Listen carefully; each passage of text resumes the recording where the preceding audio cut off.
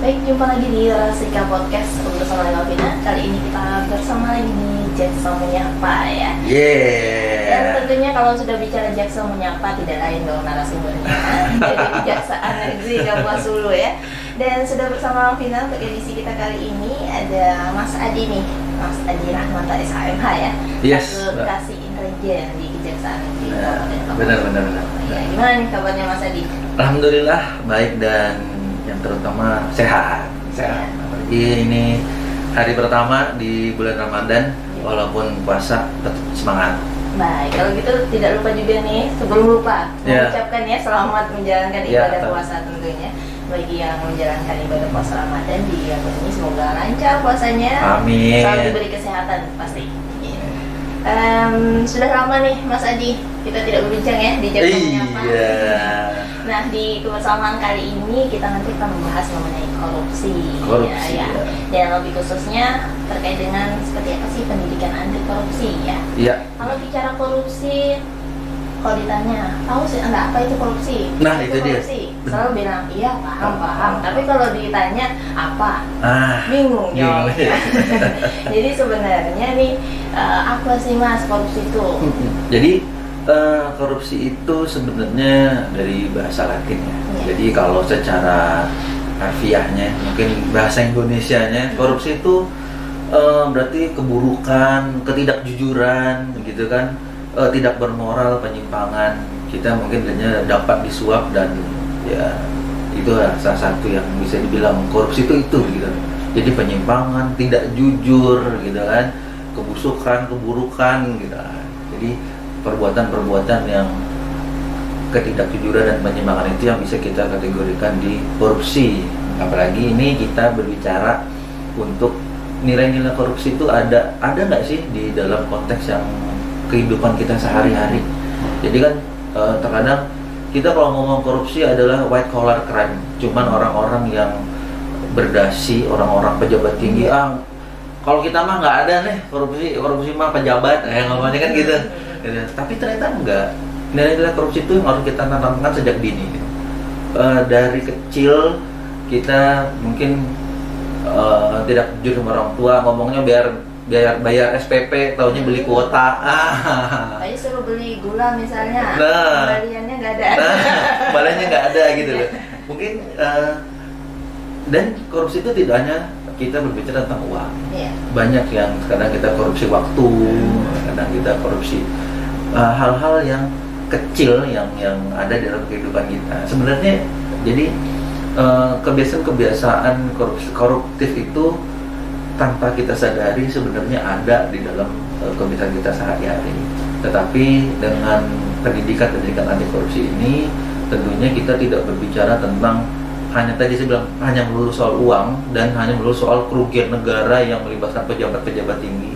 Tetapi di dalam contoh kecil, di dalam lingkungan terkecil di keluarga pun, di keluarga, di sekolah, lingkungan kita kerja, kita bisa menanamkan nilai anti koruptif. Gitu. Itu mungkin maksudnya. Ya, itu jadi biar ditanya sekarang, wah bisa nih menjelaskan, korupsi itu ini. Iya, gitu. Jangan kalau ditanya, iya tahu, tapi kalau ditanya beneran nggak tahu. Terbingung udah. Iya. Nah, terkait juga nih karena kita kebetulan di Jackson Menyapa, tentunya secara normatif ada aturan-aturan terkait korupsi ini. Kira-kira apa? Jadi ada undang-undangnya. Nah, ini karena kalau yang hukum kita pasti ngomong peraturan. Dasar hukumnya ada Undang-Undang nomor 31 tahun 99 Junto 20 tahun 2001 tentang pemberantasan tindak pidana korupsi. Di dalam undang-undang tersebut sudah dikategorikan. Nah, jadi dikategorikan 7 macam perbuatan. Nah, jadi korupsi itu kalau di undang-undang apa-apa aja sih yang masuk korupsi. Jadi adalah yang pertama perbuatan yang merugikan keuangan negara, ya, gitu. Bukan keuangan ibu kita aja, gitu. Ini negara. Yang kedua ada perbuatan suap dan menyuap, gitu. Ketiga perbuatan menyalahgunakan kekuasaan. Keempat ada perbuatan pemerasan. Kelima ada perbuatan curang. Keenam ada gratifikasi. Ketujuh ada korupsi yang berkaitan dengan pengadaan barang dan jasa. Jadi ada 7 macam perbuatan yang diatur gitu loh. Kita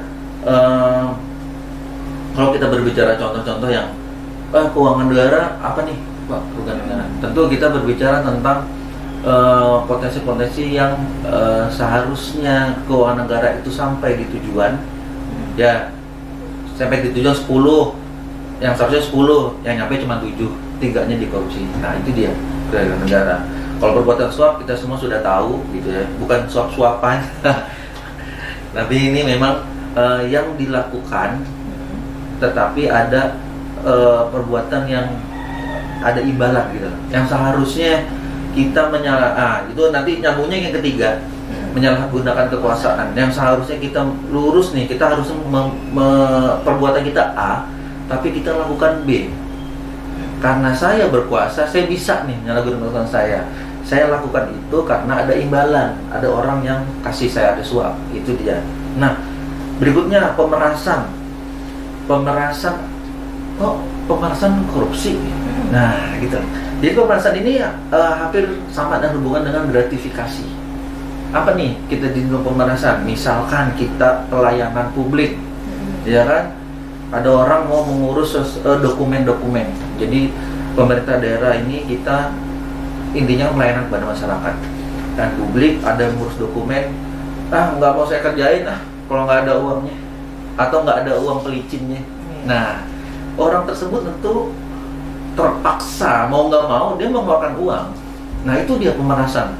Tanpa kita sadari si pelayan publik tadi itu memeras orang yang memerlukan pelayanan. Nah itu dia, maka saya bilang pemerasan korupsi. Nah itu dia.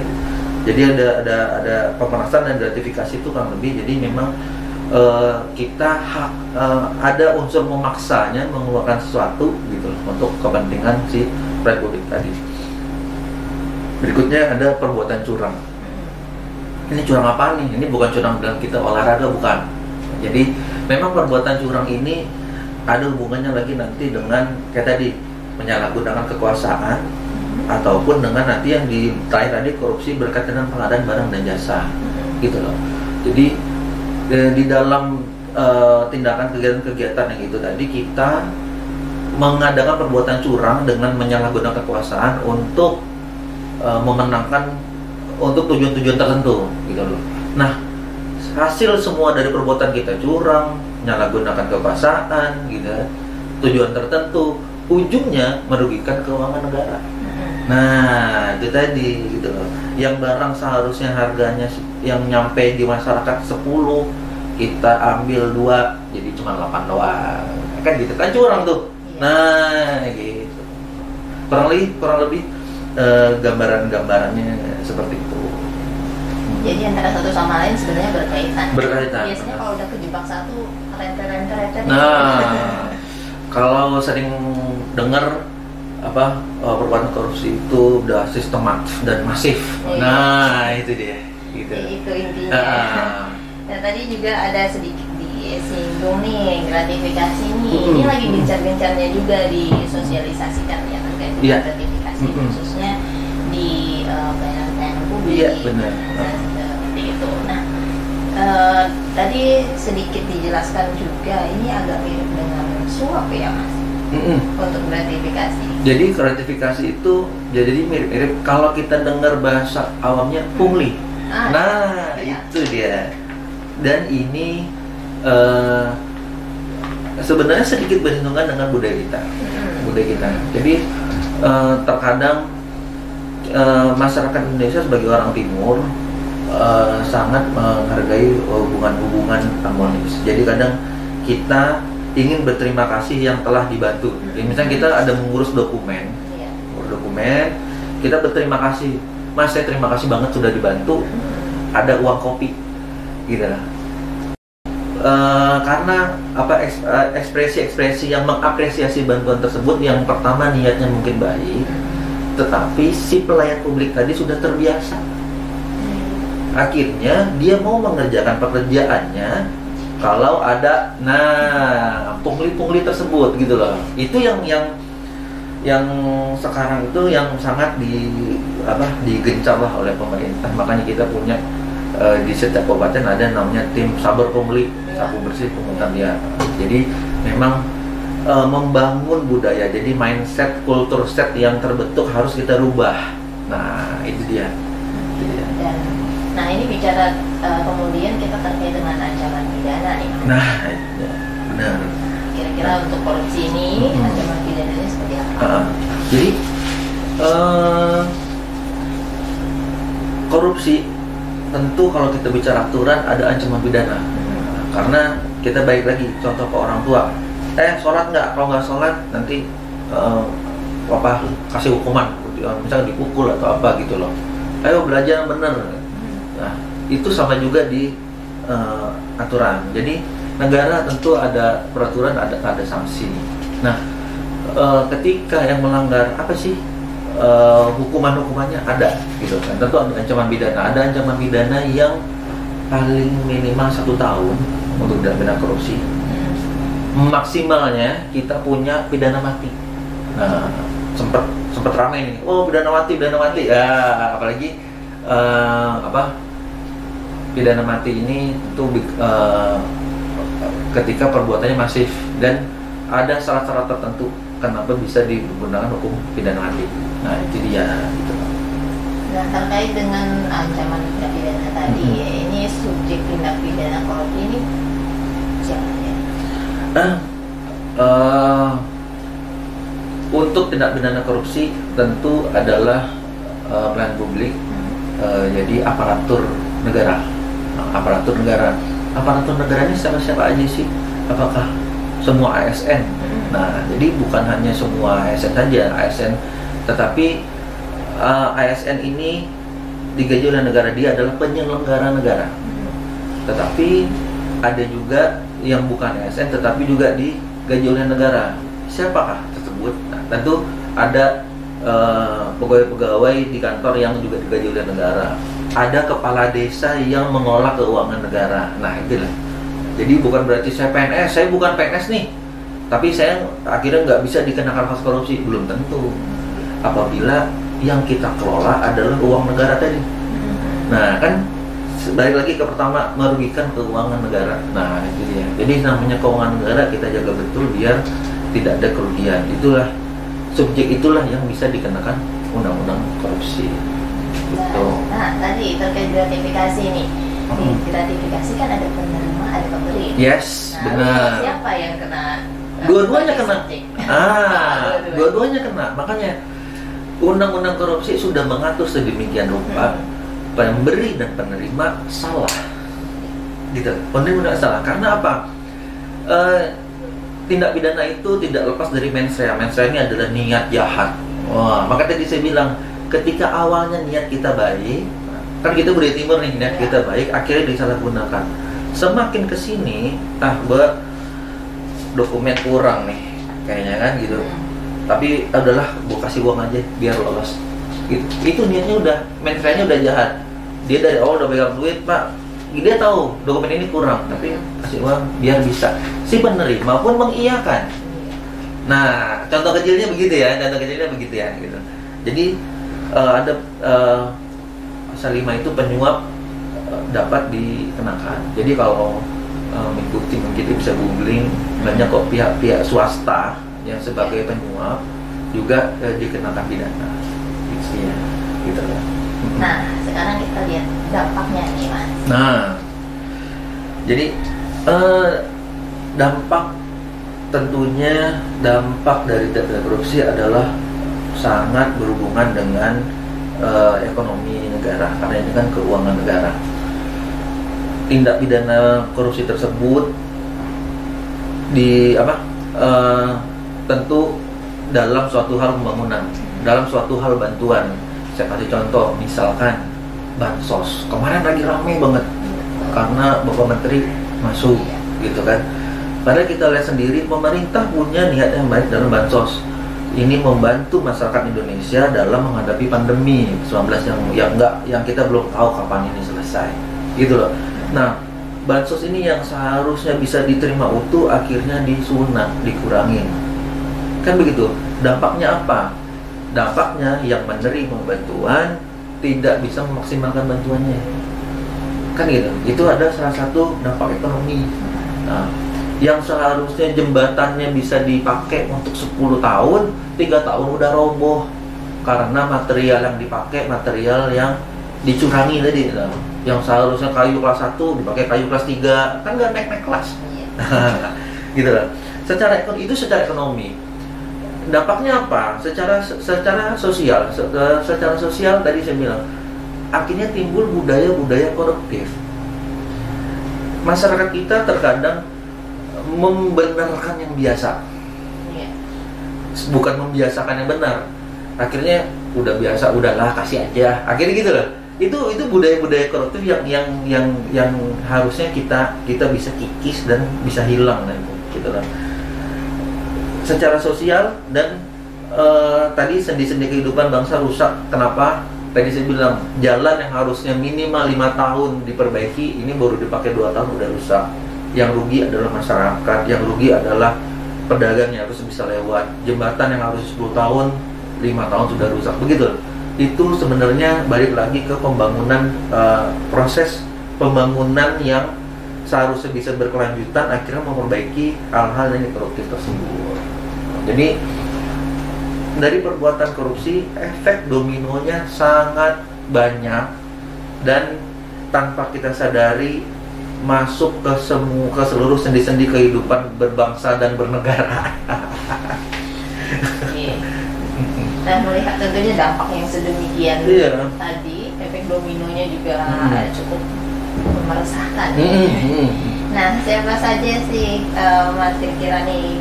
Tentu kita juga berkewajiban, namun siapa saja sih sebenarnya yang memang berkewajiban dalam tentunya upaya kita mencegah dan juga memberantas korupsi? Nah,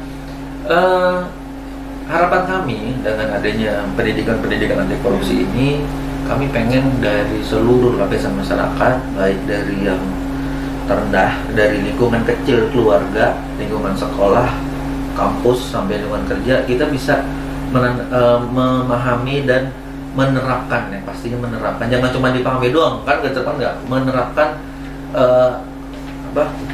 perbuatan anti koruptif. Jadi kita terbiasa, oh kalau gini gue salah. Makanya tadi saya bilang yang terbiasa ada uang pelicin, ini salah nih, ini koruptif gitu. Oh gue nggak mau. Itu yang harus ditanamkan dari sendiri gitu. Minimal korupsi waktu. Terkadang kita sedang bekerja, kita tergunakan buat perbuatan lain gitu. Nah, itu yang bisa yang kita harapkan dengan adanya pendidikan anti korupsi ini.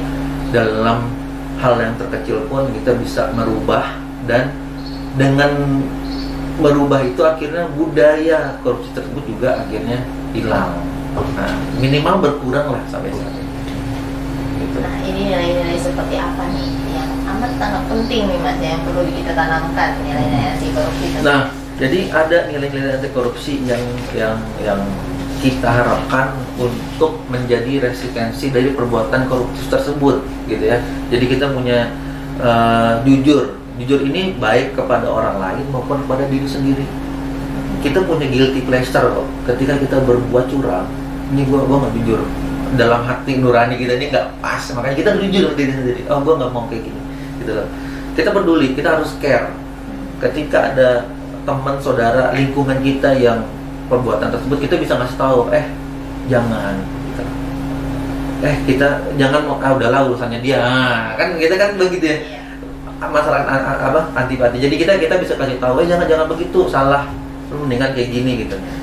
Kita harus setidaknya dengan perbuatan itu kita bisa belajar untuk mandiri. Bisa mandiri, kita disiplin. Kita bisa tentunya dengan tanggung jawab dan kerja keras, kita berani untuk mengambil suatu tindakan, gitu ya, yang akhirnya berujung pada rasa adil di masyarakat, adil untuk diri kita sendiri.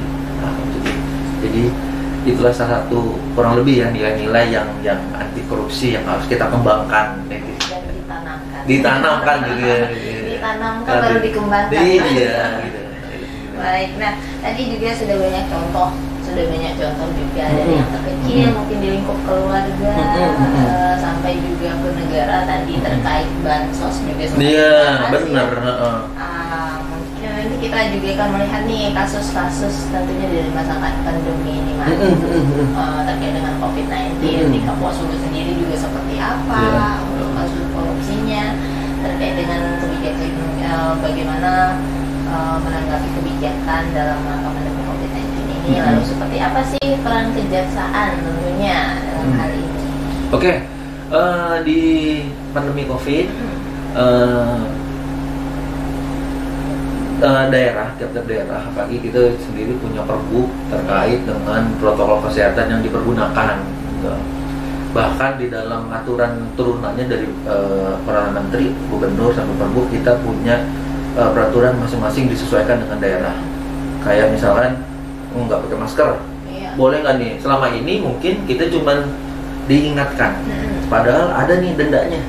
Nah, ada dendanya. Mungkin pergubnya 200.000, tapi disesuaikan dengan kita 50.000. Nah, itu yang sebenarnya belum bisa maksimal. Tetapi saya harap di Kapuas Hulu tanpa perlu itu diterapkan pun, saya pikir masyarakat sudah aware, sudah sangat paham bahayanya pandemi COVID. Nah, ini kita sudah sama-sama tahu bahwa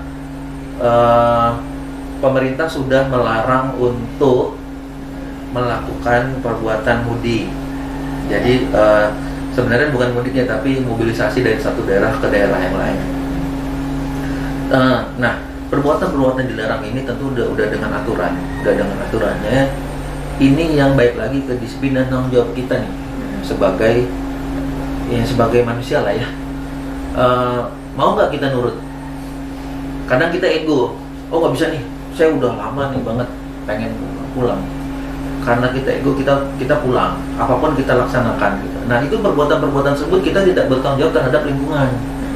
Ingat, kita pulang ke rumah itu pulang ke orang tua, gitu loh. Kita kan nggak tahu nih di pandemi COVID begini, mungkin waktu saya di kota asal saya sehat, saya tes antigen, saya tes PCR, oke, saya sehat. Tetapi dalam perjalanan kita nggak tahu, kita ketemu banyak orang, kita ketemu kendaraan gitu loh, yang akhirnya kita bawa ke rumah. Kita bersama-sama ingin pandemi segera berakhir, iya kan? Kalimantan Barat pada khususnya kemarin sudah nihil. Dalam satu hari itu kita salah satu dari 3 provinsi yang nihil untuk COVID. Semoga kedepannya bisa segera turun. Nah, salah satunya adalah ini, jangan sampai belajar dari tahun lalu kan, begitu libur Lebaran meledak. Nah, jangan sampai itu. Nah, harap masyarakat ingat kita punya peraturan-peraturan yang mengatur. Ya kan? Mungkin di sini kita nggak lihat. Kalau di daerah lain penegakan hukum terkait pandemi COVID sangat ketat untuk dilaksanakan. Kita bisa lihat yang lagi sidang sekarang siapa, itu gara-gara COVID. Gitu. Kita bisa lihat kalau nonton di TV pada disuruh push up, pada disuruh apa. Nah, itu kan penegakan hukum terkait protokol kesehatan dilaksanakan di masyarakat. Terkait COVID sendiri, saya pengen nanti sebenarnya udah kita siapin, kita ada sesi karena seru dan karena kita punya harapan yang sama. Kenapa kita ngomongin COVID? Kita pengen pandemi ini cepat berakhir. Kita pengen kehidupan kita normal lagi. Kita pengen adik-adik kita bisa sekolah lagi, tentunya begitu, bisa sekolah lagi, bisa ke kabupaten bisa normal. Tentu itu yang kita inginkan sama-sama. Nah, mungkin menutup kebersamaan kita nih di edisi ini mas sedikit stressing akhir nih terkait tadi pendidikan anti korupsi. Jadi saya pengen kasih tahu ya, kita pengen sama-sama bahwa pendidikan anti korupsi ini dari yang paling kecil, lingkungan keluarga, sekolah, kita bisa mengetahui bahwa ini jangan dianggap remeh dan kita bisa aplikasikan di masyarakat. Tadi sempat kita ngomong subjeknya tindak korupsi ini apa sih? Selain kita penyelenggara negara, kita punya korporasi. Korporasi ini perusahaan. Pak, perusahaan itu bukan orang tapi badan hukum. Jadi perusahaan itu bisa juga dikenakan sanksi, bisa kita jerat oleh korupsi. Jadi perseroan terbatas, BUMN, BUMD itu bisa, dan kita punya beberapa contohnya yang masih berjalan bahwa tidak hanya orang, tetapi subjek badan hukum pun bisa menjadi terjerat dalam tindak pidana korupsi. Jadi dari hal yang kecil kita di rumah, kita di tempat kerja, kita di tempat usaha. Nah jangan, maka tadi, oh jangan-jangan ini cuma PNS doang. Nah, saya pegawai swasta, bukan PNS nih, ya bukan begitu gitu loh. Tapi karena kita kelola keuangan negara tadi, yang swasta pun bisa terjerat. Nah itu dia. Jadi tentunya harapan saya ini mengingatkan teman-teman, mengingatkan adik-adik pelaku usaha juga bahwa jauhkanlah kita tindakan-tindakan dari tindakan korupsi tersebut. Itu dia. Oke, kalau gitu tidak terasa nih Mas, kita sudah sampai ya penghujung Jasa Menyapa untuk edisi kali ini. Jadi terima kasih banyak sudah berbagi banyak informasi tentunya di persamaan kita kali ini. Dan satu konklusi juga nih, tadi banyak nilai anti korupsi, mungkin tidak bisa langsung kita lakukan sekaligus, tapi mungkin kita bisa mulai dengan tadi satu nilai, berani katakan tidak untuk korupsi. Benar banget. Oke, kalau gitu kami mohon maaf jika ada salah kata atau kata yang kurang berkenan, dan tentunya terima kasih banyak atas kebersamaan dan perhatiannya, dan sampai jumpa di Jaksa Menyapa selanjutnya.